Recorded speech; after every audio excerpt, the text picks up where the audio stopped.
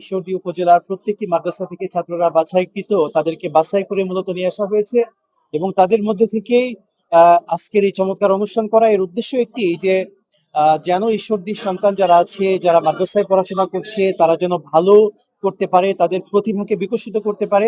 আমরা এবছরে Islamic genius নামে একটা প্রতিযোগিতা আমরা নিয়ে আসি, যেখানে প্রত্যেক প্রতিযোগীকে হামনাত, কিরাত এবং ইসলামিক কুইজের ওপরে আপনার পারদর্শী হয়ে তাদেরকে উত্তর দিতে হয়েছে। আমরা প্রত্যেক বছর এটা করি। আমরা চাই যে মাদ্রাসা শিক্ষার্থীদের নিয়েও আমাদের মতো করে যেন আরও অনেকেই যেন কাজ করে। মাদ্রাসা শিক্ষার্থীরা অনেক পিছিয়ে রয়েছে।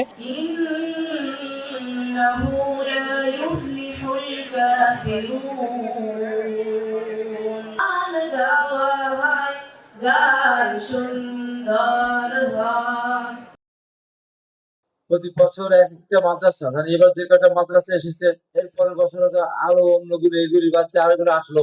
আমি কিন্তু কোনো লোকের দয়াই হই নাই, আমাকে আল্লাহ তাআলা দিছে। আমি 10,000 টাকার থেকে আজকে এই গ্রুপের মালিক হয়েছি। মানুষের ভালো কাজ করলে কেউ বাধা দিতে পারে না। এখানে মাদ্রাসার ছেলেপেলে কেউ মূল্যায়ন করে না। আমরা চেষ্টা করতেছি সর্বোচ্চ মূল্যায়নটা করা। আবাসিক মাদ্রাসার ছাত্র